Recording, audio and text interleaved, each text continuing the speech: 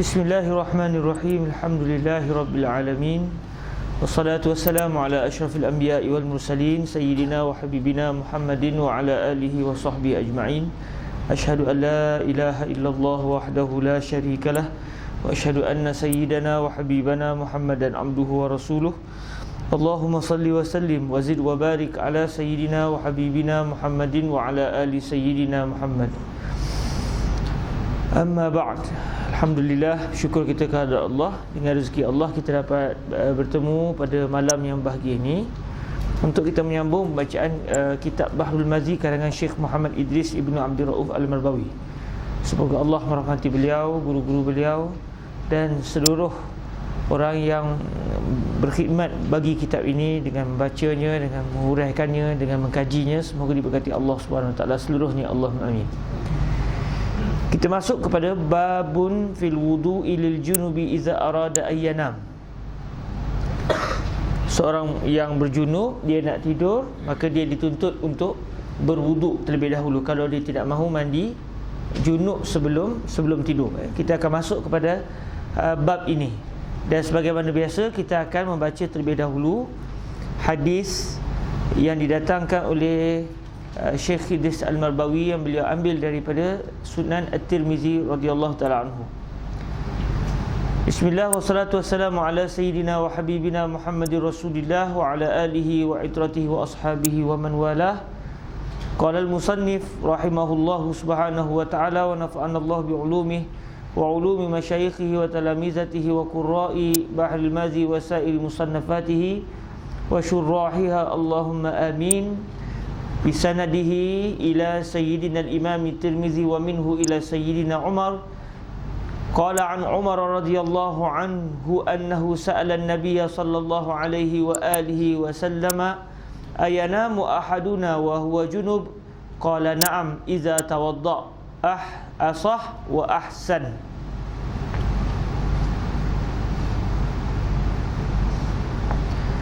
Yang bermaksud daripada Sayyiduna Umar radhiyallahu taala anhu bahwasanya bertanya akan Nabi sallallahu alaihi wa alihi wasallam, adakah tidur seorang daripada kita padahal ia junub? Sabdanya na'am, apabila mengambil wuduk ia. Kita lihat huraian Syekh Idris Al-Marbawi, babun fil wudu'i lil junubi iza arada ayyanam, 443. Bab pada menyatakan mengambil air sembahyang bagi orang yang junub apabila hendak tidur. Ketahuilah kiranya ya saudaraku, apabila seseorang yang sudah berjunub, maksudnya dia bersama dengan isteri dia, maka janganlah bawa tidur sahaja langsung, bahkan maulah membasuh zakarnya dan perempuan membasuh farasnya dahulu. Kemudian daripada itu mengambil air sembahyang pula, langsung tidur laki isteri. Jadi di sini menunjukkan bahawa dituntut. Cuma dalam mazhab kita tidaklah sampai tahap wajib.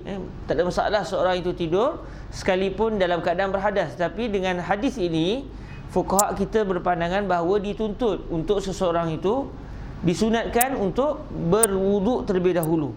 Dan ia juga disunatkan untuk membasuh kemaluannya terlebih dahulu, kerana dia baru saja selesai melakukan hubungan suami isteri.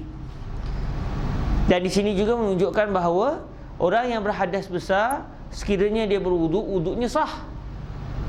Maksudnya tidaklah dianggap benda yang menghalang wuduk sekiranya seseorang itu ditimpa hadas besar. Maksudnya kalau dia berwuduk, saya berhadas besar tapi saya berwuduk, ya semestinya hadas besar tidak terangkat. Hadas besar masih ada, tetapi hadas kecilnya hilang. Tapi dia boleh buat apa dengan wuduk tu? Dia boleh buat apa dengan wuduk? Dia sembahyang tak boleh juga, dia hadas besar. Baca Quran tak boleh juga. Dia nak buat apa? Dia dapat pahala. Okey? Dia dapat pahala. Dan sekiranya dia berkata, sekiranya saya ini sekiranya saya tidak berhadas kecil, maka saya akan wakafkan harta saya begian-begian kepada begian-begian. Contoh, maka ketika itu sahlah wakafnya, sebab ketika itu dia dianggap orang yang tidak berhadas kecil. Dia kata sekiranya saya orang yang tidak berhadas kecil, maka rumah saya wakafkan untuk menjadi madrasah contoh, maka ketika itu sah wakafnya, kerana dia ketika itu tidak lagi berhadas kecil walaupun dia berhadas besar. Maka fasal ibadah yang demikian ini, bukan fasal tu, la'alla sawab fadlu, la'alla sawab. Kita baca sekali lagi. Maka fasal ibadah yang demikian ini telah dikeluarkan oleh Imam Tirmizi. Hadisnya menunjukkan tiada segia ditinggalkan ibadah itu. La'alla sawab bukan fasal, dia adalah fadl, kelebihan, la'alla sawab. Mungkin juga dengan masuk fasal, buat pasal, contoh kan, kau ni buat pasal dengan aku kan, mungkin syekh je dengan makna fasal. Maka pasal ibadah tentang ibadah, Allah SWT dia mungkin ada dua kemungkinan lah, sama ada fasal dengan maksud sebab ataupun tentang, maknanya tentang.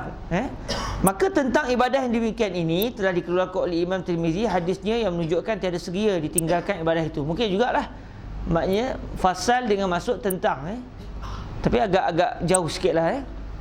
Macam kalau kita cakap sesama kawan-kawan, contoh kita kata pasal benda ni, kita buat bincang lah. Pasal benda ni, contoh kan, pasal benda ni, kalau setengah orang KL tu diguna juga tu, fasal dengan maksud tentang, iaitu berkenaan. Tapi tak pastilah apakah yang Syekh Idris masukkan fasal itu dengan maksud tentang ataupun berkenaan, ataupun fasal di sini bukan fasal tapi adalah fadl. Wallahu a'lam. Tapi saya lebih cenderung dengan maksud fadl, lebih cenderung dengan maksud fadl. Jadi la'alla sawab.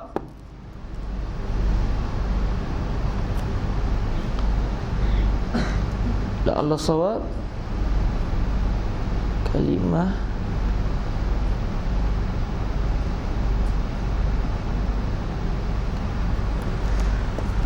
maka fadl ibadah itu kelebihan, yang demikian ini telah dikeluarkan oleh Imam Tirmizi hadisnya, yang menunjukkan tiada segia ditinggalkan ibadah itu. Ibadah ni mempunyai kelebihan, iaitu membawa kepada pahala dan keredaan Allah Subhanahu Wa Taala. Dengarlah hadisnya. An Umar radhiyallahu anhu annahu sa'ala an-nabiy sallallahu alaihi wa alihi wasallam ayanamu ahaduna wa huwa junub? Qala na'am idza tawadda. Diriwayatkan daripada Sayyidina Umar Ibn Al-Khattab radhiyallahu anhu bahawasanya telah bertanya ia akan Rasulullah sallallahu alaihi wasallam pada hukum tidur berjunub. Katanya, ya Rasulullah, adakah boleh tidur seseorang daripada kami padahalnya ia berjunub? Jawabnya, na'am, boleh tidur apabila mengambil wuduk ia. Maksud dia yang terbaik adalah sebelum tidur berwuduk terlebih dahulu. Bukanlah bermaksud kalau dia tidak berwuduk maknanya dia berdosa. Kata Abu Isa, bermula hadis Umar Ibn Al-Khattab ini lebih hasan suatu pada bab ini dan lebih asah. 444 masalah tidur sebelum mandi junub dan hukumnya. Ya saudaraku, dengan hadis dalam masalah 443 itu dan lainnya telah bersalah-salahan ulama pada tidur sebelum mandi junub itu. Kata setengah ulama, wajib mengambil air sembahyang kemudian tidur. Maknanya kalau tidur terus tanpa mengambil wuduk, dia telah berdosa. Berdasarkan pendapat ini. Dan kata setengahnya, macam sebagian ulama lain berpandangan, sunat mengambil wuduk dahulu daripada tidur berjunub. Kata Abu Isa At-Tirmizi, dan seperti di dalam hadis pada masalah 443 itulah perkataan yang bukan seorang daripada sahabat-sahabat Nabi sallallahu alaihi wasallam dan tabi'in, dan dengan dialah berkata Sufyan Ats-Tsauri dan Ibnul Mubarak dan Syafi'i dan Ahmad dan Ishaq. Kata mereka itu, apabila menghendaki orang yang junub bahawa ia tidur, nescaya mengambil wuduk ia sebelum ia tidur. Cuma mazhab Al-Imam Asy-Syafi'i memahaminya dengan nescaya tu hendaklah maksud dia digalakkan, disunatkan, bukan dengan maksud diwajibkan. Tapi bagi sebagian ulama yang lain, mereka akan berpandangan bahawa ini adalah wajib, sebab Nabi secara zahirnya menuntut supaya orang itu berwuduk. Wal amru yufidul wujub. Kata Nawawi, dan tiada khilaf di sisi kita bahawasanya wuduk sebelum tidur bagi orang junub itu tiada wajib ia. Di sisi kita, maksudnya di sisi mazhab Imam Asy-Syafi'i. Dan tiada khilaf, sebab kalau kita buka kitab-kitab mazhab Syafi'i kita, contoh buka dalam Minhajut Talibin, kita akan jumpa bahawa sebenarnya kebanyakan khilaf para ulama di luar mazhab Syafi'i semuanya ada dalam mazhab Al-Imam Asy-Syafi'i. Kebanyakan. Sebab itu timbul kalimah asah, sahih, azhar, muqabil azhar, masyhur. Itu semua kerana para fuqaha kita yang memiliki tahap ijtihad dalam mazhab Al-Imam Asy-Syafi'i, mereka telah mengkaji hujah Al-Imam Asy-Syafi'i. Jadi kadang-kadang Imam Syafi'i itu sendiri ada pelbagai pandangan. Ada qaul qadim, ada qaul jadid. Ada dua pendapat pula yang tak diketahui adakah mana satu qadim, mana satu jadid. Menyebabkan akhirnya para ulama dalam mazhab Imam Asy-Syafi'i mengkaji dari segi kekuatan dalil bagi dua pendapat Imam Asy-Syafi'i sendiri. Maka menyebabkan dia ada dua pandangan. Kadang-kadang Imam Asy-Syafi'i radhiyallahu taala anhu arda tidak pernah membincangkan masalah tertentu kerana benda itu tak ditanya kepada beliau contohnya, ataupun tak berlaku lagi zaman beliau. Namun berlaku pula pada zaman selepas kewafatan beliau. Akhirnya para ulama dalam mazhab kita, mazhab Imam Asy-Syafi'i, menggunakan kaedah mazhab Imam Asy-Syafi'i untuk memahami apakah hukum bagi masalah ini. Sekira-kira kalaulah Al-Imam Asy-Syafi'i masih hidup, apa pendapat Imam Syafi'i? Bukan apa pandangan saya. Okey? Sebab tu Al-Imam An-Nawawi radhiyallahu taala anhu, apabila beliau berpandangan terhadap suatu hukum bagi pihak diri beliau, itu tidak dinamakan sebagai mazhab Imam Asy-Syafi'i. Jadi bila kita kata mazhab Imam Asy-Syafi'i itu adalah pandangan Al-Imam Asy-Syafi'i terhadap masalah tertentu. Sama ada masalah itu dijawab langsung oleh Al-Imam Asy-Syafi'i atau tak pernah dijawab oleh Al-Imam Asy-Syafi'i. Namun dengan menggunakan kaedah dan cara ijtihad Imam Asy-Syafi'i, ulama dalam mazhab Imam Syafi'i berpandangan kalau Imam Syafi'i masih hidup, dengan kaedah Imam Syafi'i beliau akan berkata begini. Begitu. Jadi sebagai contoh, kalau Al-Imam An-Nawawi berpandangan bahawa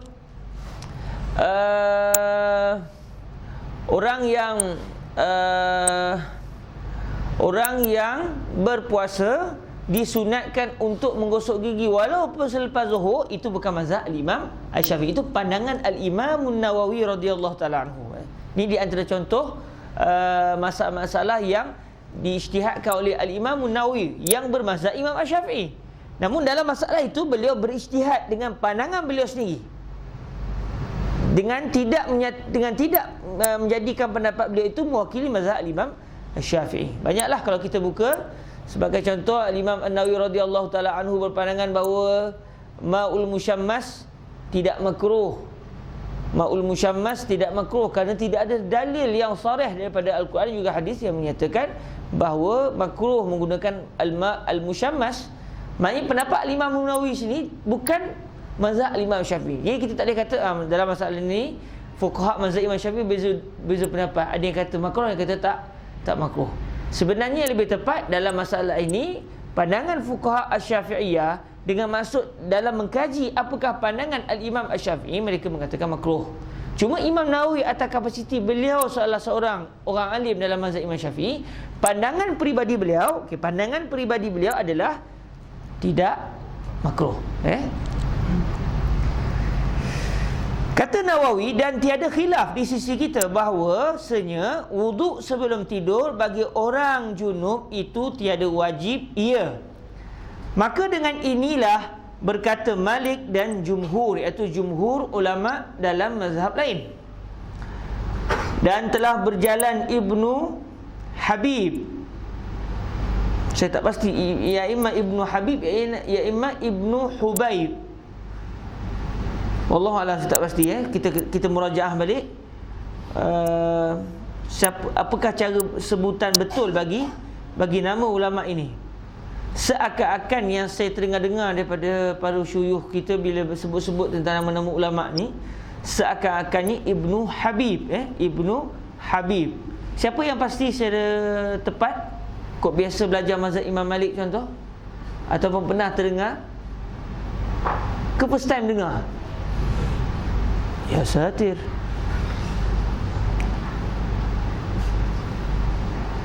Dan telah berjalan Allah SAW Ibnu Habib daripada ashab Malik kepada wajibnya, dan ialah mazhab Daud Al-Zahiri, dan dikehendaki dengan wuduk itu ialah wuduk sembahyang yang kamil.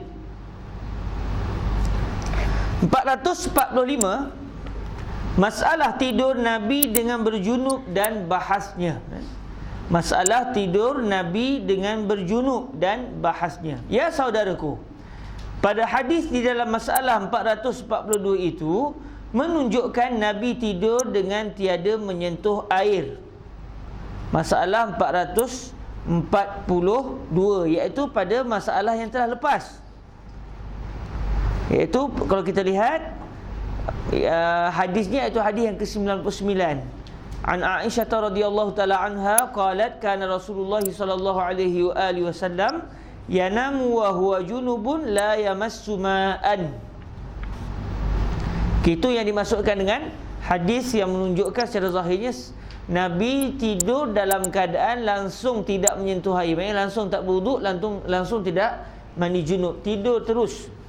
Dan kita telah bincang bahawa hadis ini dhaif. Masalah tidur Nabi dengan berjunub dan bahasnya. Ya saudaraku, pada hadis dalam masalah 442 itu menunjukkan Nabi tidur dengan tiada menyentuh air. Maka jadilah mafhumnya, itu kefahaman yang kita dapat timbul daripada hadis tersebut, tiada ia mengambil wuduk. Sebab orang yang berwuduk mesti menyentuh air. Sebab kita wuduk dengan air, bukannya wuduk dengan tanah. Nama berwuduk. Betapa yang demikian? Betul ke maksud dia? Ya betul. Betapa yang demikian? Jika sekiranya wuduk bagi orang yang junub sebelum tidur itu ibadah, nescaya Nabi tiada tinggalkannya. Okey, ini maknanya persoalan iskal yang dikeluarkan oleh Syekh Idris Al-Marbawi bagi hadis sebelum ini. Betapa yang demikian? Ya betul. Kalau ikut bahasa mudah kita lah kan. Sebab kalaulah tidur berwuduk terlebih dahulu sebelum tidur itu disunatkan, takkan Nabi tinggalkan? Tapi mungkin orang boleh jawab, Nabi tinggalkan li bayanil jawaz. Jadi walaupun Nabi tidak berwuduk sebelum tidur, tidak berwuduknya Nabi itu berpahala, kerana dari sudut itu Nabi menjelaskan bahawa tidak wajib seseorang yang berjunub mesti berwuduk. Tapi kita dah bincang sebelum ni bahawa sebenarnya yang lebih tepat bukan hadis itu. Yang lebih tepat sebenarnya Nabi SAW tidak mandi junub sebelum tidur. Itu yang lebih tepat sebagaimana telah kita bincang sebelum ini. Maknanya berlaku kesilapan bagi hadis yang ke-99 oleh perawi, salah seorang perawinya. Dalam meringkaskan hadis, beliau telah tersilap, telah dibincangkan sebelum ini. Maka jawabnya sudah terang setengahnya di dalam masalah 442 itu. Dan dapat kita akan keterangan lagi, kata Nawawi. Dan ada pun hadis Abi Ishaq As-Sabi'i daripada Al-Aswad, daripada Siti Aisyah radhiyallahu anha, anna Nabiy sallallahu alaihi wa alihi wasallam kana yanamu wa huwa junubun wa la yamassu ma'a, telah meriwayatkan dia oleh Tirmizi di dalam masalah 442, dan diriwayatkan oleh Abu Daud dan An-Nasa'i dan Ibnu Majah. Pada Ibnu Majah itu ditulis bukan huruf ta, tapi boleh juga ditulis ta marbutah. Tapi yang lebih masyhurnya adalah ha dan dimatikan. Maksudnya kalau kita baca an Ibni Majah, bukan an Ibni Majahin atau Ibni Majah, ha tu disukunkan kerana dia adalah isim ajam, nama orang yang bukan Arab, seperti Bardizbah. Sayyidina Al-Imam Al-Bukhari Muhammad bin Ismail bin Ibrahim bin Al-Mughirah bin Bardizbah. Bardizbah itu nama orang ajam, maka ha di hujung tu dimatikan. Dan Bardizbah itu tidak memeluk agama Islam. Yang memeluk agama Islam adalah anak kepada Bardizbah, iaitu Al-Mughirah. Maknanya Sayyidina Imam Bukhari Muhammad bin Ismail bin Ibrahim bin Al-Mughirah, moyang beliau masuk Islam, tapi ayah kepada moyang beliau tidak beragama Islam.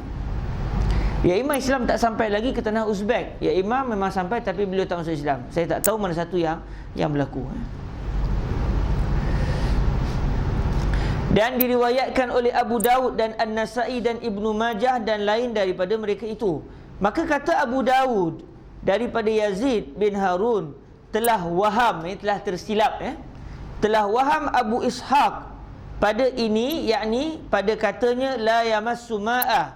Dan kata Tirmizi, memikir mereka itu akan bahawasanya ini salah daripada Abi Ishaq. Dan kata Al-Baihaqi, telah dicaci.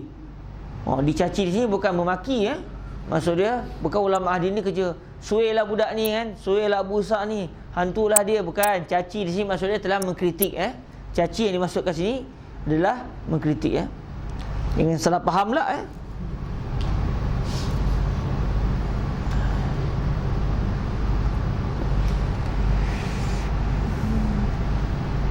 Sebab kadang-kadang satu kalimah itu perlu kita meraihkan siapa pelakunya.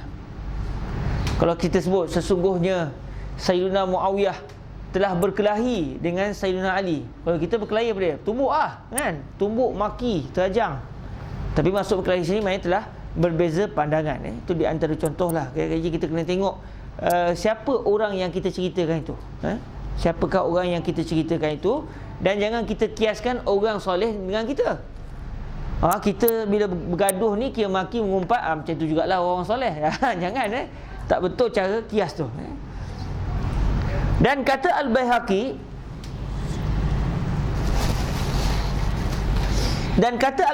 telah dicaci oleh segala hufaz, iaitu ulama-ulama yang mahir dalam bidang hadis. Pada ini lafaz, maka nyatalah dengan barang yang telah kami sebutkan dia oleh dhaif hadis itu. Jadi yang betulnya bukan Nabi tak menyentuh air, yang betulnya Nabi tidak mandi, sebaliknya Nabi berwudu. Itu yang betul. Baik, realiti yang berlaku bukan Nabi tidur langsung tidak menyentuh air, sebaliknya Nabi menyentuh air juga, cuma tidak mandi junub. Sebaliknya Nabi hanya berwudu.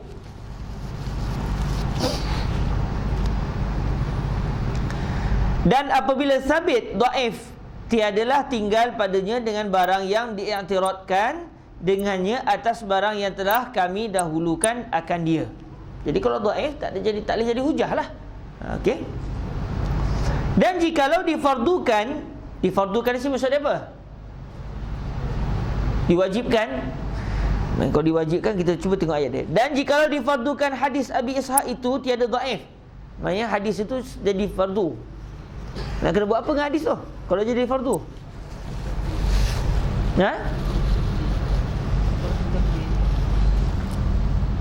Di fardu takdir. Takdir apa?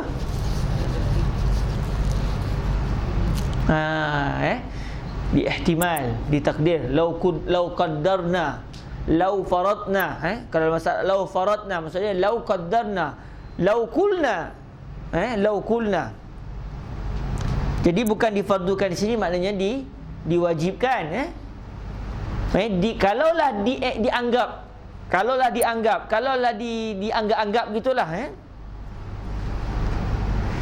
Dan jikalau difardukan hadis Abi Ishaq itu tiada dhaif, maknanya hadisnya sahih ataupun hasan. Kalaulah hadis tu hasan sekalipun, okey. Dan jikalau difardukan hadis Abi Ishaq itu tiada dhaif, tiadalah pula jadi berlawanan hadis itu, bahkan ada baginya dua jawab. Okey, maknanya para ulama kita bukan semata-mata okey hadis yang dhaif, so tak payah bincang lah. Tak. Okey, kalaulah dia bukan dhaif sekalipun, kita ada jawapan bagaimana untuk menyatakan bahawa disunatkan juga untuk kita mandi. Disunatkan juga kita berwuduk terlebih dahulu. Jadi apa jawapannya? Sebab kalaulah hadis tu, hadis Nabi langsung tak menyentuh air tu, katakan dia sahih, Maksudnya secara zahir dia sudah bertembung, dia sudah berlawan dengan hadis yang kita baru baca ni. Itu Sayyidina Umar bila tanya Rasulullah, boleh ke? Nabi kata, boleh. Kalau dia berwuduk terlebih dahulu.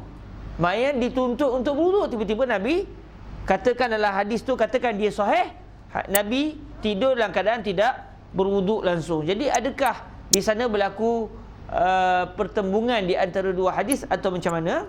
Baik, kalaulah kita kadarkan hadis itu adalah hadis sahih ataupun hasan, maka di sana ada dua jawapan. Yang pertamanya, dikehendaki tiada menyentuh air itu, yakni air kerana mandi. Ini jawapan pertama. Maksud, kalaulah hadis tu sahih sekalipun, maknanya Nabi langsung tak menyentuh air, maksudnya Nabi langsung tak mandi. Bukan maksudnya tak sentuh air langsung. Berwuduk, hadis yang ke-100 ni menunjukkan Nabi berwuduk. Jadi hadis yang ke-100 cerita tentang wuduk, hadis yang ke-99 cerita tentang mandi. Itu kefahaman yang pertama. Dan keduanya ialah jawab yang elok di sisiku, bahawasanya dikehendaki dengan dia, iaitu bahawasanya adalah setengah waktu tiada menyentuh ia akan air sekali-kali, kerana menyatakan harus tiada mengambil wuduk seorang yang berjunub apabila mau tidur. Nabi tidak berwuduk dan juga tidak mandi junub langsung sebelum baginda tidur, untuk menyatakan bahawa ini adalah keharusan. Maksudnya tidaklah seseorang itu kalau dia tak berwuduk dia berdosa. Bukan. Sebab buktinya Nabi pernah tidak langsung mandi dan tidak langsung berwuduk, dengan kefahaman yang didhaifkan tadi. Nabi langsung tak mandi, Nabi langsung tak berwuduk, Nabi tidur terus dalam keadaan Nabi berjunub. Jadi apabila Nabi melakukan sesuatu perbuatan dalam keadaan tidak pula ada dalil yang menunjukkan itu hanya khusus untuk Nabi, maka ketahuilah bahawa itu adalah perbuatan yang harus, yang boleh dilakukan. Maksudnya siapa yang buat macam itu tidak berdosa, kerana Nabi SAW sama sekali tidak akan melakukan perbuatan yang haram. Bahkan Nabi sama sekali tidak akan melakukan perbuatan yang makruh. Macam dahsyat. Anda tanya satu soalan, sebab cara jawab tu macam tahu. Tanyalah, Nabi tak buat benda makruh, setuju? Setuju ke? Tak nak jawab pula. Sakit setuju? Setuju? Nabi tak buat benda makruh.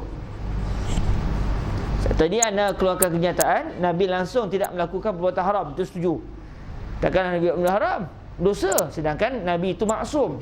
Maksum yang tidak langsung melakukan dosa, bahkan tidak terfikir sama sekali untuk melakukan dosa. Kita fikir juga tu, tapi tak nak buat lah sebab takut dengan Tuhan. Alhamdulillah lah kan. Nabi bukan tak buat dosa, bahkan tak pernah terfikir untuk melakukan dosa, kerana maksum. Baik, saya juga tadi telah mendakwa dengan satu kenyataan yang entah kebetul entah ketidak, Allah Alam. Nabi juga tidak melakukan perbuatan makruh. Betul ke Ustaz Hakim? Betul? Baik, saya nak tanya soalan. Apa pandangan fuqaha mazhab Imam Asy-Syafi'i dalam masalah kencing berdiri?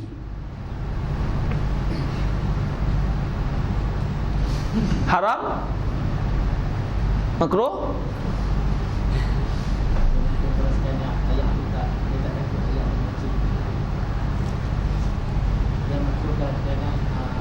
Dia makruh sekiranya takut air itu pocik ke dia? Main dia akan jadi makruh kalau takut. Kalau tak takut? Makruh kalau tak takut. Kalau takut? Makruh kalau tak takut air itu pocik. Main dia yakin insya-Allah air ni tak terpocik ke dia. Dia kencing berdiri tu, air tu tak melantun balik ke dia. Orang lelaki kan, orang lelaki bila nak kencing berdiri, kalau dia tak takut lantunan air kencing tu kena ke baju dia, main dia tahu dia dah bajet dah tepat, tak melantun kena ke dia, maknanya makruh.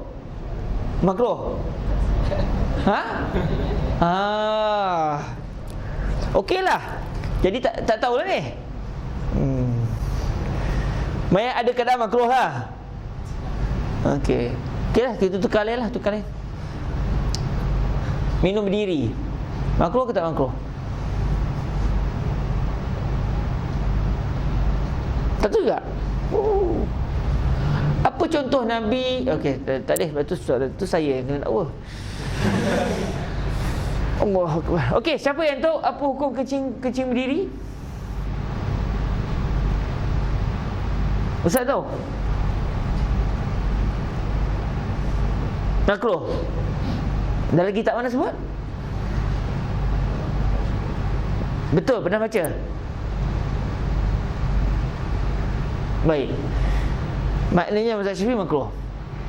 Kencing berdiri makruh. Baik, pernah ke Rasulullah sallallahu alaihi wasallam buang air kecil secara berdiri?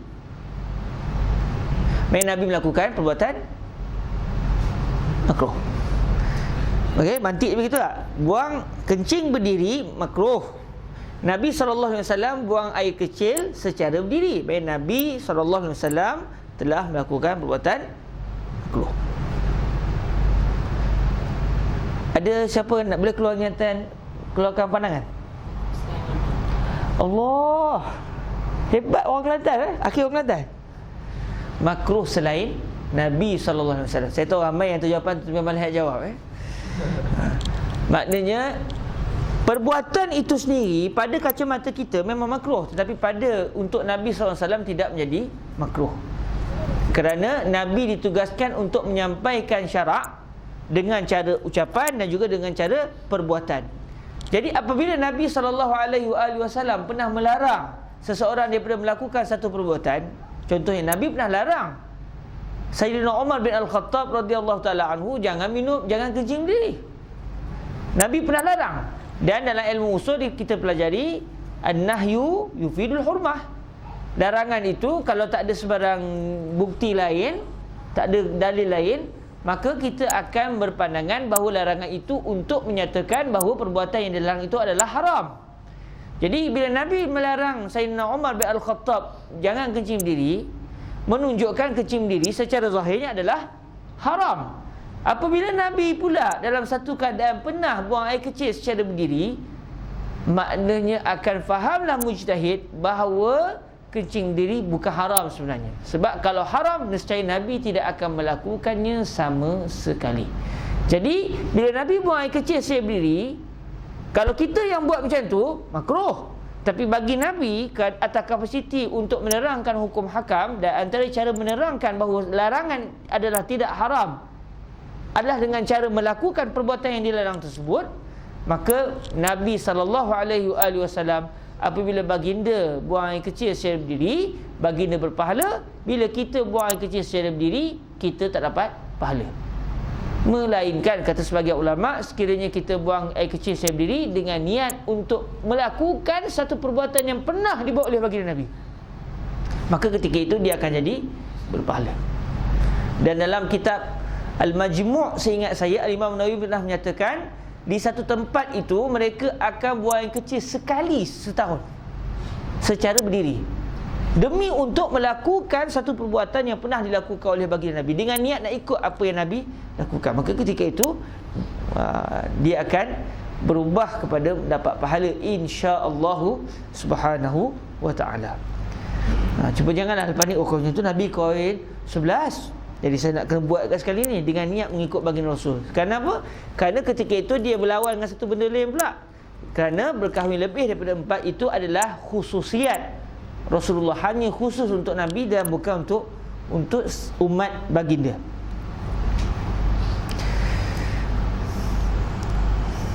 Dan keduanya ialah jawab yang elok di sisiku, bahawasanya dikehendaki dengan dia, iaitu bahawasanya adalah setengah waktu tiada menyentuh, iaitu Nabi tidak menyentuh akan air sekali-kali. Nabi langsung tidak menyentuh air, sama ada berwudu ataupun mandi junub, kerana menyatakan harus tiada mengambil wudu seorang yang berjunub apabila mau tidur. Kerana jikalau bertonak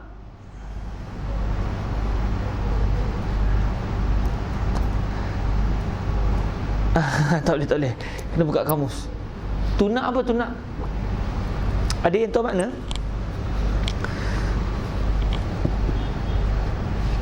Kita try dulu.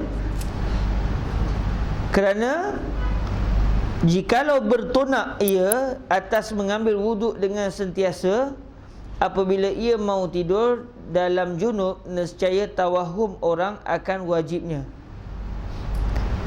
Mes bertonak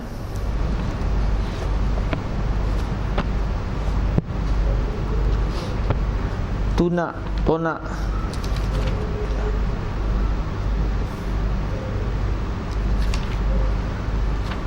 ya imam tunak ya imam tak tonak kan, tunak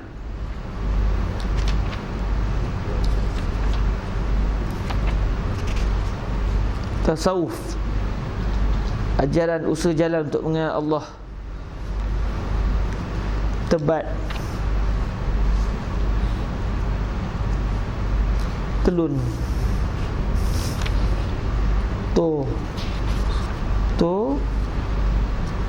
tembus,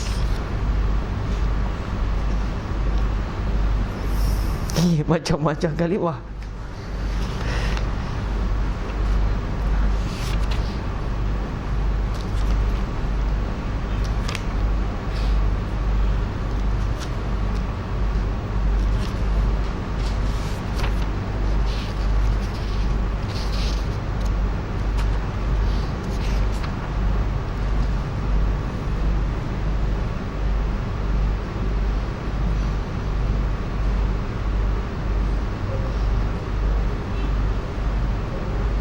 Tonceng tak ada, tonak tak ada, kita ada tunak. Seingat saya tunak ni kalau bahasa Minang ayah, tapi tak maki. Kepala tunaang je tu kan. Kalau tak silap saya lah, saya pernah terdengar kalimah tu lah. Kalau tunak kan, ke saya tersalah kan, jarang juga kalimah tu digunakan. Kepala ayahang je tu kan, kepala tunaang. Kalau tak silap ni lah. Tapi tak benda, tak kena dengan ayat ni.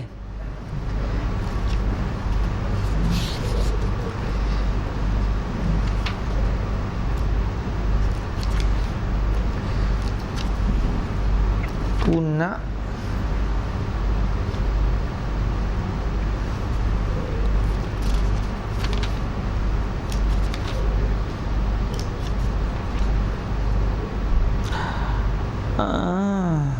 Alhamdulillah.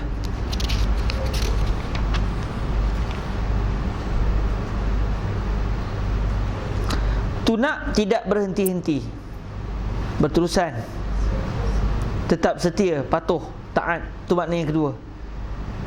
Jadi tunak di sini maknanya tidak berhenti-henti ya.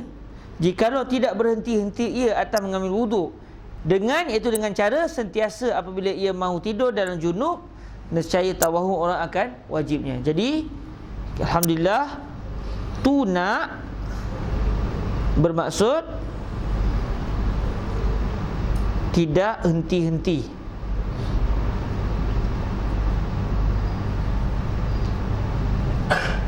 Okey, boleh pakai tulis tapi itu sebab ini kalimah yang memang terlalu jarang kita dengar.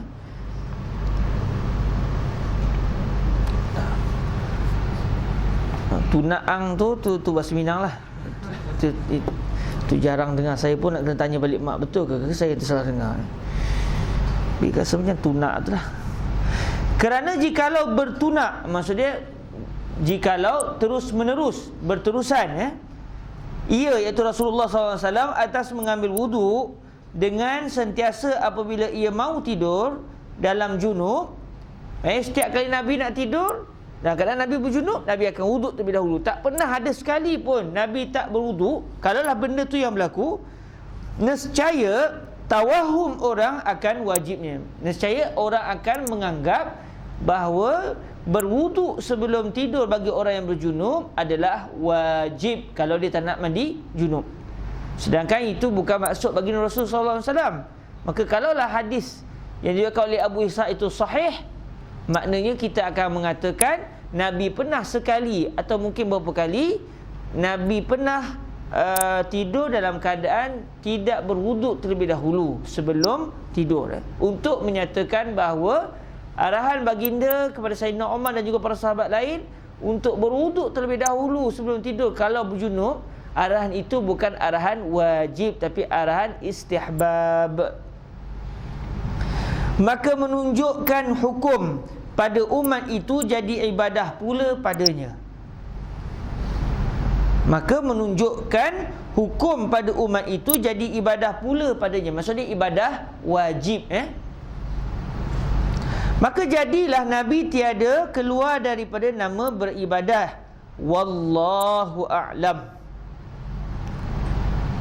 Kerana jikalau bertunak ia atas mengambil wuduk dengan sentiasa apabila ia mahu tidur dalam junub, nescaya tawahum orang akan wajibnya. Maka menunjukkan hukum pada umat itu jadi ibadah pula. Maka jadilah Nabi tiada keluar daripada nama beribadah. Wallahu a'lam.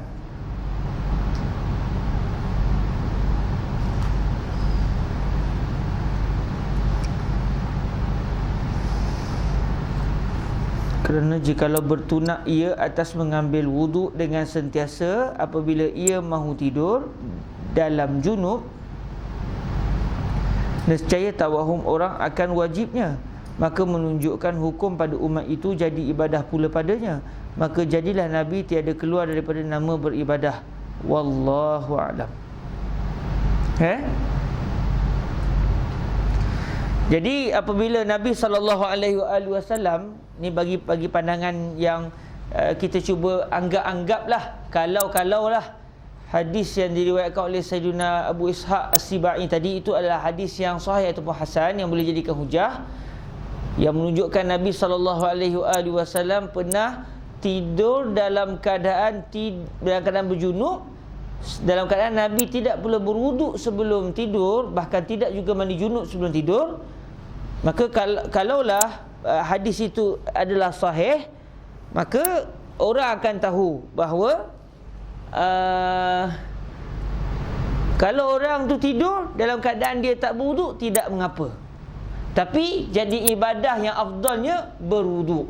Jadi bagi orang biasa macam kita ni yang bukan Nabi SAW, disunatkan untuk seseorang itu tidur apabila dia berwuduk terlebih dahulu. Orang yang berjunub kalau nak tidur, dia sunat berwuduk terlebih dahulu. Itu hanya untuk kita. Adapun bagi Nabi, tiadalah Nabi itu keluar daripada ibadah. Kerana Nabi tidur dalam keadaan tak berwuduk pun jadi ibadah. Kerana tujuan Nabi tidur dalam keadaan tak berwuduk untuk menerangkan hukum kepada kita. Kalau Nabi tidur dalam keadaan berwuduk juga jadi ibadah. Sebab memang disunatkan untuk seseorang itu berwuduk terlebih dahulu sebelum tidur, sekiranya dia dalam keadaan berjunub. Jadi itu yang saya faham daripada petikan. Maka jadilah Nabi tiada keluar daripada nama beribadah. Ibadah bagi kita selaku orang yang bukan Nabi adalah kita dituntut untuk berwuduk sebelum tidur kalau kita berjunub. Kalau tak nak mandi junub, nak tidur pula, main sebelum tidur berwuduk terlebih dahulu. Itu bagi kita. Kalau kita main tidur je, main kita tak dapat pahala, tak ada dalam keadaan tak dapat pahala ibadah. Adapun baginda Rasul SAW, kalau Nabi tidur berwuduk terlebih dahulu, Nabi dapat pahala. Kalau Nabi tak berwuduk terlebih dahulu pun Nabi dapat pahala. Kerana Nabi sama sekali tidak melakukan perbuatan haram dan Nabi sama sekali juga tidak melakukan perbuatan makruh. Jadi perbuatan bagi Nabi itu ya imma sunat, ya imma wajib.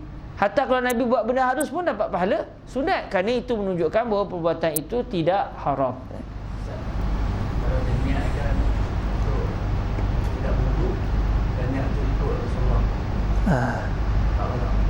Jadi kita jawab balik bahawa hadis itu dhaif. Okey, realitinya, secara realitinya hadis itu adalah dhaif. Tapi kalau dia nak buat sekali dengan niat begitu, la'alla Allah Ta'ala akan memberikan pahala kepada orang tersebut. Sama seperti masalah kencing berdiri dengan niat nak mengikut sekali perbuatan baginda Nabi SAW. 446 masalah jima' dan makan tidur sebelum mandi junub. Lepas selesai bersama dengan isteri, makan, minum, tak mandi ni, Makan dulu, lapar Syekh. Fadhal. Jadi macam mana perbahasan hukum? Boleh ke tak boleh? Kata Nawawi, dengan hadis yang di dalam masalah 442, maafkan saya, dengan hadis yang di dalam masalah 443 dan hadis-hadis riwayat dalam Sahih Muslim menunjukkan harus bagi orang yang junub itu tidur dan makan minum dan jima' sebelum mandi junub, dan ini telah ijma' atasnya. Dan pada hadis di dalam masalah 443 itu menunjukkan sunat mengambil wuduk dan membasuh faraj kerana hendak memperbuat 3-4 kerja itu. Maknanya selesai bersama dengan isteri, dahaga nak minum air, tak apa, silakan. Perut lapar nak makan shish tahu, boleh, tak ada masalah. Tetapi mana yang lebih bagus? Lebih bagus ialah berwuduklah terlebih dahulu, bersihkanlah dulu badan terlebih dahulu, walaupun tak nak mandi. Walaupun tak nak mandi, sebab sejuk sangat contoh, sekurang-kurangnya dia basuh tangan, dia basuh kemaluan, dan dia berwuduk sebelum dia makan. Itu yang disunatkan, ya. Istimewa pula hendak jima' orang yang tiada dijimaknya akan dia, maka takkidlah sunat membasuh zakarnya. Dia ada 2 isteri contoh, dikatakan dia ada 2 isteri. Selepas dia bersama dengan isteri pertama, maafkan saya, ni contoh supaya kita faham lebih jelas. Isteri pertama kata, abang, saya izinkan abang pergi ke rumah isteri kedua. Sebab kalau kita baca yang Kitabun Nafaqat, kitab perbahasan tentang pembahagian hari, haram bagi seorang suami itu pada malam dia sepatut bersama dengan isteri pertama, dia pergi ke rumah isteri kedua. Haram, melainkan dengan izin isteri yang gilirannya ketika itu. Jadi siapa yang nak berpoligami, jangan sunat poligami ni saya kena buat ni sebab sunnah Nabi. Yang tu sunnah sangat, tapi dalam bab Nabi bersikap adil tu tak dibuat pula, dia kira yang sunat yang tu je, ikut dan dia, bahagia hari pun tidak, apa pun tidak, nafkah pun tak tentu hala, jadi haram. Jadi setelah dia bersama dengan isteri pertama, isteri pertama kata, abang, saya terlupa besok saya nak exam. Abang pergilah rumah isteri kedua, saya nak study lah, takut tak boleh study. Jadi ketika itu suami pun okey, telefon isteri kedua, kat mana? Kat rumah. Boleh datang? Ahlan, kata. Pergi rumah kedua. Akhirnya bersama pula dengan isteri yang kedua dalam keadaan dia tak mandi junub lagi ni. Boleh ke? Memang tak ada masalah. Memang tiada masalah. Tapi yang afdal macam mana? Ya afdal basuh-basuhlah dulu, maknanya basuh kemaluan. Barulah kalau dia nak bersama dengan isteri yang kedua, dia bersama selepas itu. Istimewa pula, maksudnya lebih-lebih lagi, lebih-lebih lagi. Istimewa pula hendak jima' orang yang tiada dijimaknya akan dia, maka takkidlah sunat membasuh zakarnya. Dan sungguhnya telah dinaskan oleh ashab kita bahawasanya makruh tidur dan makan dan minum dan jima' sebelum mengambil wuduk bagi orang yang berhadas besar. Maka apabila mengambil wuduk ia, tiadalah makruh lagi salah satunya. 447, masalah tidur berjunub dan berwuduk ada hikmatnya. Kata Nawawi, adalah orang yang berjunub yang mahu tidur dahulu daripada mandinya telah dituntut syarak ia mengambil wuduk. Maka hikmatnya itu telah bersalah-salahan ulama'. Kata ashab kita, bermula hikmatnya itu ialah supaya ringan hadas, kerana bahawasanya mengangkat ia akan hadas daripada anggota wuduk. Ini kenapa? Kenapa Nabi suruh berwuduk? Kenapa Nabi suruh berwuduk kalau tak nak mandi junub? Kalau nak tidur tapi tak nak mandi, okey, wuduk. Kerana untuk menipiskan hadas. Udahlah dia berhadas besar, semestinya akan berhadas kecil. Biasanya, walaupun tidak mustahil akal dia berhadas besar tapi tak berhadas kecil, tapi agak-agak susahlah. Ghalibnya dia akan berhadas besar on the spot. Dia akan berhadas juga kecil secara adatnya. Jadi kalau dia berwuduk tidak, mandi junub tidak, maknanya dia tidur dalam keadaan menanggung 2 hadas. Kalau dia berwuduk terlebih dahulu, dia telah menghilangkan hadas kecil, berbaki hadas besar sahaja. Ini antara hikmah yang difikirkan oleh ashab kita ashab Asy-Syafi'iyah. Kata ashab kita bermula hikmatnya itu ialah supaya ringan hadas. Kerana bahawasanya mengangkat ia akan hadas daripada anggota wuduk. Mengangkat ia akan hadas. Angkat apa? Hadas apa yang diangkat tu? Hadas kecil. Boleh tak dia angkat hadas besar? Dia buat macam mana bagi terangkat juga hadas besar? Dia berwuduk tapi terangkat sekali hadas besar. Sebab dalam kitab sebut umum gitu lah. Kerana bahawasanya mengangkat ia akan hadas daripada anggota wuduk. Memang kita faham terangkat hadas kecil. Ada cara tak? Kalau orang tanya, Ustaz, saya ni ada halang-halang terangkat ni. Dah terangkat hadas ni, boleh tak bagi hadas besar pun terangkat sekali, Ustaz? Ada cara tak? Ada cara. Dengan cara macam mana?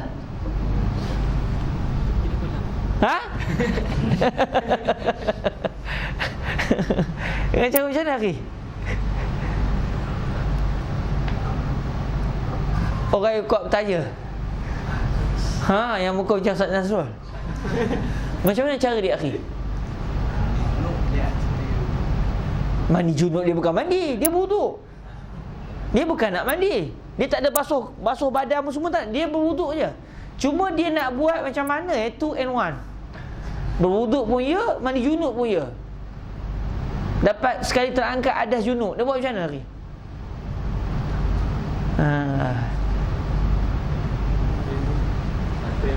Dia tayamum. Ni mujtahid baru. Tapi tak apa. Dalam masalah kita menuntut ilmu, tak apa jadi mujtahid. Tapi mujtahid yang tidak mutlak lah. Dia tayamum tak jadi. Sebab tayamum tak terangkat hadas sebab air dia. Kan? Lain kalau air tak ada. Kalau air tak ada, memang dia bertayamum terangkat. Dia bukan isah terangkat hadas besar. Maksudnya dia sudah boleh melakukan perbuatan yang tidak dibenarkan sewaktu hadas. Dia diizinkan oleh syarak, istibahah, tapi tak terangkat hadas. Sebab tu orang yang katakan dia berhadas besar tapi air tak ada, dia bertayamum, dia semayang, tiba-tiba hujan turun, wajib tak dia mandi lepas tu? Wajib. Sebab hadas besar masih ada, cuma dia diizinkan syarak untuk dia solat sewaktu dia berhadas besar tersebut. Dia kena qada atau tidak? Itu bincang dalam kitab fiqh. Telah kita bincang panjang dalam pembahasan tayamum sebelum ini. Ada cara tak? Ada cara. Iaitu dia niat angkat hadas besar. Orang ingat dia wuduk tapi dia angkat hadas besar. Dia tak ada air.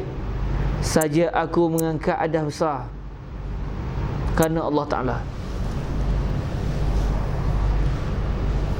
Basuh muka, basuh tangan,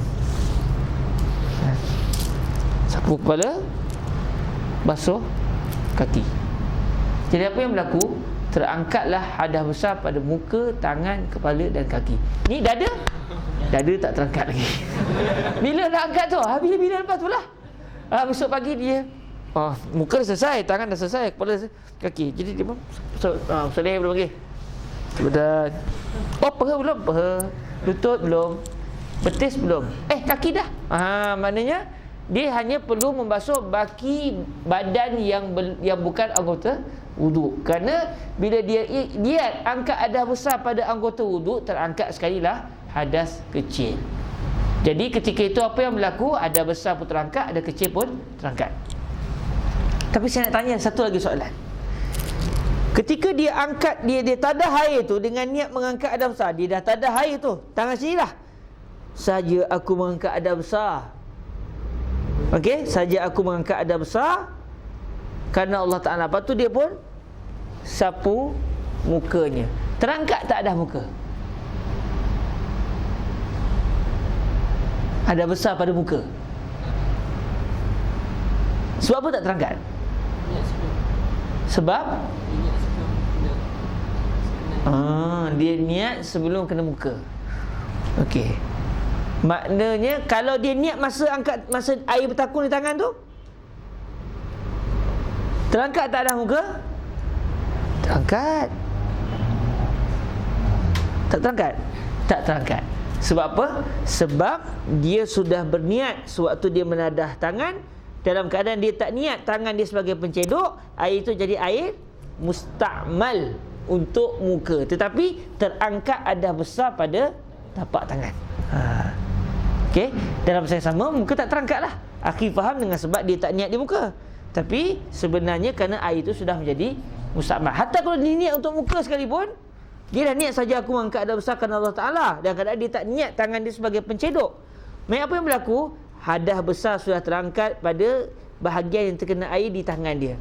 Dia sapu muka, dia niat adas besar sekalipun, angkat adas besar sekalipun, tidak lagi berlaku hadas besar pada, tidak terangkat adas besar pada muka, kerana air yang kena ke muka itu bukan air mutlak, tapi sudah menjadi air mustakmal. Tapi kalau dia niat saja aku mengangkat adas besar kerana Allah Ta'ala dan tanganku ini gayung, dia niat ni gayung je ni, bila sapu muka, tangan dia terangkat tak adas besar? Tak. Sebab bila dia berniat menjadikan tangan ni sebagai gayung, seakan-akan sudah ada lapisan di antara tangan dia dan air. Lantas air itu tidak mengangkat adas besar pada tapak tangannya. Tapi itu perbahasan yang dalam dibincangkan dalam perbahasan fiqh. Okey. Kata ashab kita bermula hikmatnya itu ialah supaya ringan hadas, kerana bahawasanya mengangkat ia akan hadas daripada anggota wudu. Zahir ucapan Syekh Khidr Al-Marbawi iaitu terangkat hadas kecil. Tapi kita juga telah berijtihad tadi, lalu hadas besar juga boleh diangkat dengan cara yang dibincangkan tadi, ya. Dan kata Abdullah Al-Mazini radhiyallahu anhu, telah bersalah-salahan ulama pada hikmatnya. Betul ke ejaan tu? Al-ain lam mim alif, mana hamzahnya? Salah je. Betul ejaan tu, ya, berdasarkan salah satu cara tulisan, ya. Sama sin min alif. Sama itu di antara cara ejaan lampau. Tapi hari ni orang dah tak eja begitu,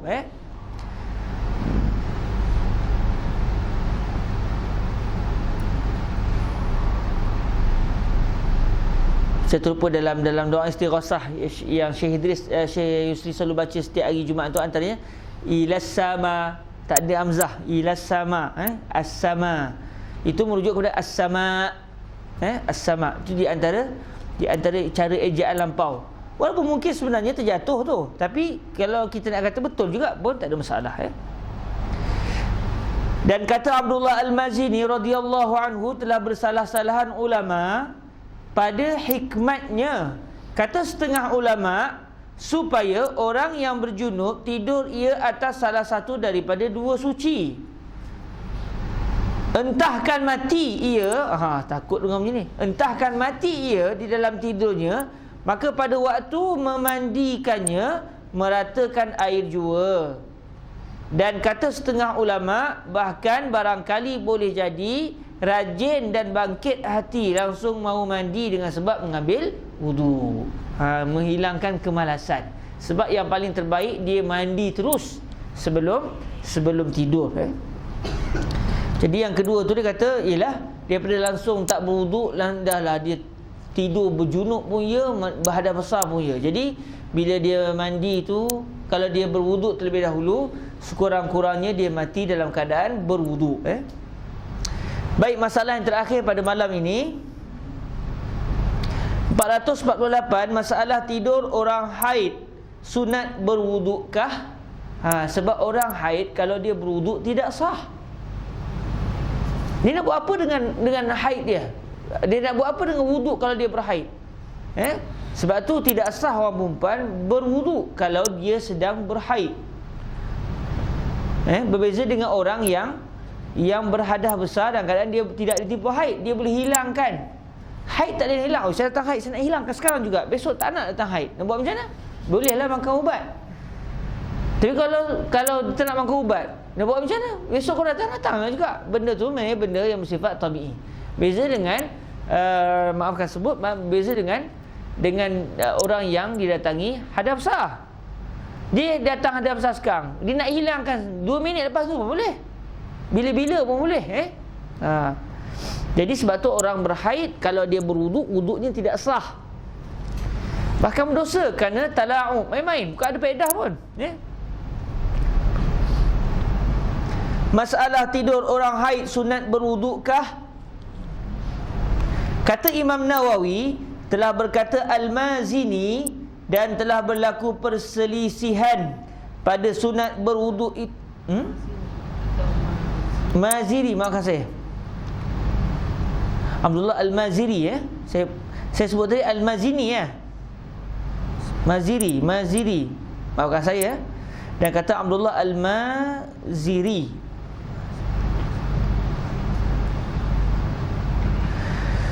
Kata Imam Nawawi, telah berkata Al-Maziri, dan telah berlaku perselisihan pada sunat berwuduk itu ke atas orang yang haid sebelum tidurnya.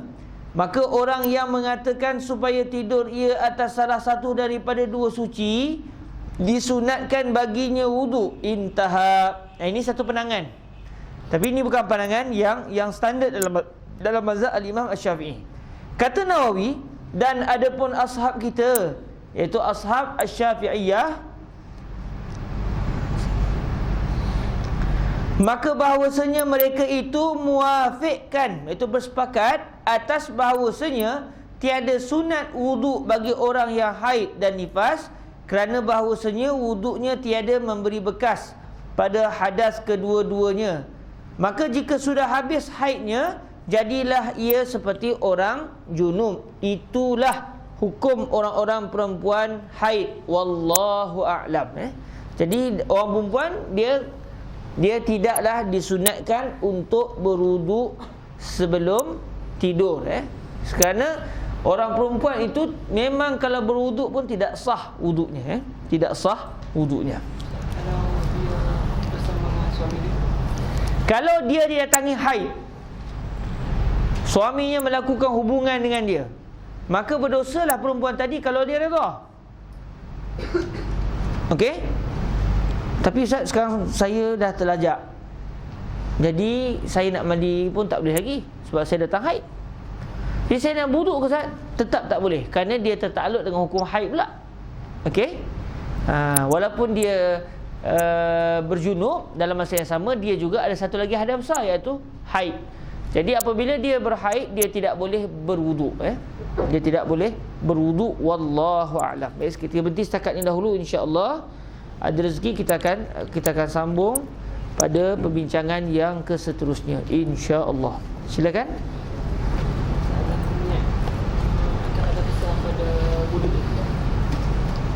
Kita tak ada besar pun, semua nak niat untuk berwuduk tu dengan niat keadaan besar.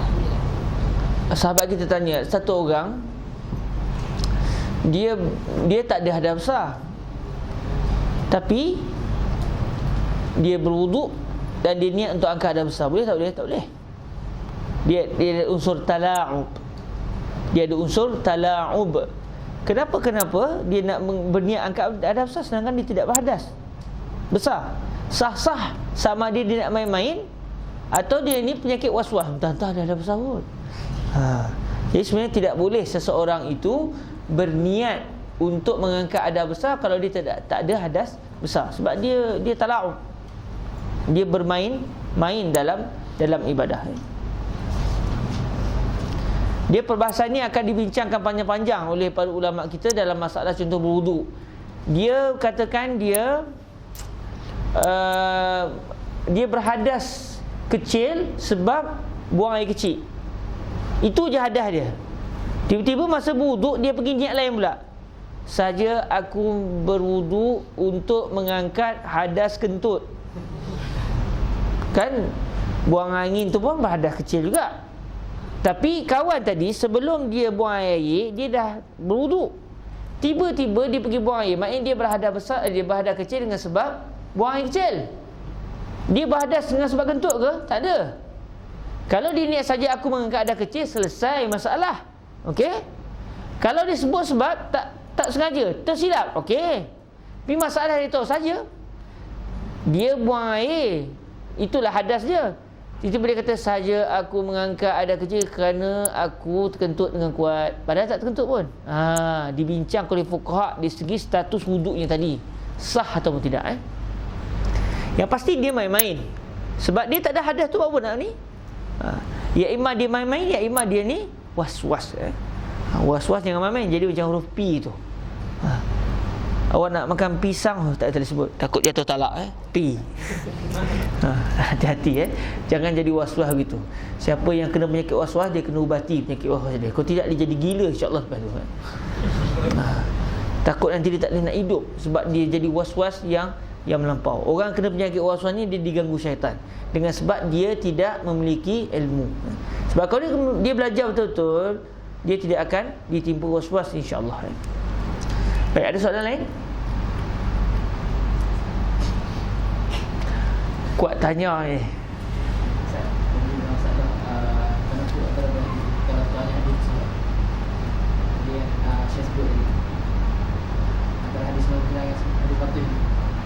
Kalau sekarang hadis macam saya.